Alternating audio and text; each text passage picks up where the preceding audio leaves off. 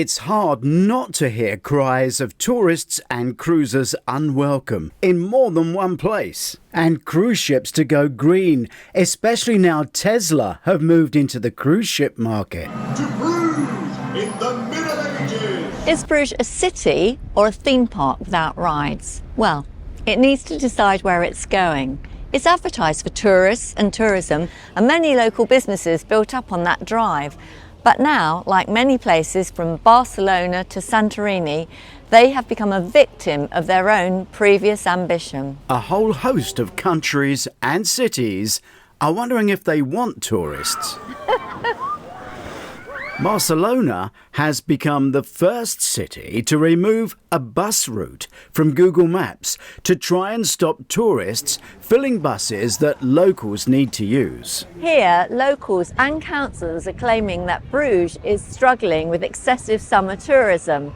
Here's some numbers. In 2023, there were 8.3 million visitors. What an impressive comeback after COVID. But the problem is they're mostly day trippers, so the people that are not pleased are the local hotel owners. Many countries are wondering if they become kiss me quick day trip excursion places. The locals have a point too. They claim that while tourism is important, it needs to be balanced, and that the city has become a mass of candy stores selling chocolate tools. Cities are using terms like the right kind of tourists, tourists prepared to spend, and sustainable tourism helps sustain a city. One with a bit more spice, the brown one with a touch of caramel. It appears they forgot to take into account that if you have tourists, you have to sell what they want and not their ideal. Cheers. Bruges has now stopped advertising at airports and other Flemish towns. It sounds like the force behind this must be the local hotels. They certainly haven't profited from the advertising and the success of the city. This is Jean, the Doris Visits, outside my chocolate and beer shop. Bruges has restricted nearby Zeebrugge to only 2 cruise ships a day. This has been seen globally, with restrictions in Polynesia, Barcelona, Key West and Bar Harbor in America, although the legality of those is being tested against the Constitution. We're back at Key West. They've still got the history on the ground, but they've changed some of the statues and they're absolutely beautiful. This outrage against day trippers, who many say don't spend, is spreading fast. I've got coconut shrimp and there's music playing. What more can you want?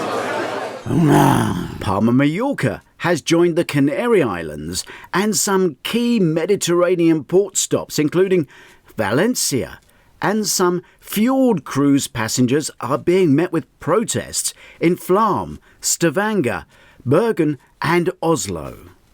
However, in Norway, it's not all about success not helping the pocket of the hotel owners. Fjords cruise ships must all be clean fuel by 2026. That means electric and LNG. And they need to be green by 2030. The big push to become totally electric. An electric cruise ship? Well, all cruise ships practically are electric, but not battery powered, except Havila, which we have a report on Doris Visits. This ship is not run on diesel or fuel, it's electric, which is plugged in at every port. And the gas, which again is becoming a resource that's making this country extremely rich and extremely important to its allies. So we come back to that green term, sustainable cruising. Polynesia and Alaska have also clean green restrictions that are based on size or fuel. In the mist is the Arcadia. We counted 6 ships this morning. So consider the world is one big parking lot, as singer Joni Mitchell wrote in 1970, and originally released on her album Ladies of the Canyon. And every ship needs a parking place, and those places are being limited. So what is the answer? Floating rigs, methinks. The building of the seaborne floating pleasure centres. Where is cruising going? This way. Welcome to Doris Visits. It's so important to choose the right ship. The food, the entertainment, the size, the people you cruise with, the age mix. Let's compare 10 ships used by UK cruisers. Welcome to the Queen Mary 2. I'm back on the Aurora, and it used to be a family ship, but now it's an adult ship. 3 of these are adult ships. This one you'll jump in and run around. Virgin ships are for adults only. And the beautiful saga ship, the Spirit of Adventure, is the newest and youngest ship I've been on. It's only a couple of years old. I'm standing on the observation deck, deck 14. And the family ships. It's 2023. The Azura was built in 2010, so it's 13 years old now. We haven't been on for a while. Let's go and see if it's changed. The Morella Discovery 2 accommodates 1,836 guests. She's an all-inclusive family ship and definitely appeals to younger adults.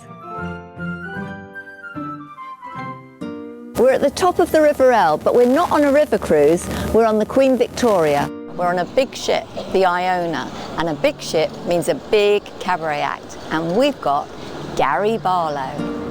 Before I show you around the Ventura, I just need to use one of the laundrettes. These dryers are busy, but there's one available at the other end.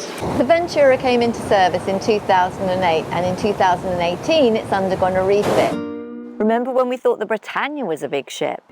Now, the average cruise ship size is for over 3,000 guests. It's worth $8 billion a year, and the average age of the cruiser is 62. On our Doris Visits Cruise channel, male viewers research more ports than female viewers, and the age of cruisers researching our port guides is quite diverse, but it is similar to the industry's breakdown of the age of cruisers.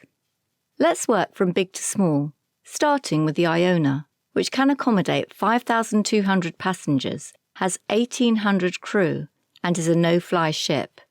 Home port is Southampton. It has 33 dining and bars, 6 theatres and lounges, and 5 pools. The atrium is so huge it feels like you could fit a small ship inside it. The entertainment is spectacular. Just look at this circus-type show to amuse you as you're wandering through. All 10 ships are compared in a longer film on Doris Visits, the same as all of the ships and others have full ship tours on Doris Visits. And we also record every port and just tell it how it is. We don't get negative. We don't try and find figures by saying, worse this, worse that. No, we just tell it as it is, and you can make up your own mind, because somewhere out there is a cruise ship you will love, and there is a port that you would like to visit. Happy cruising. Oh, and please read Cruise Ship Heist and please review it.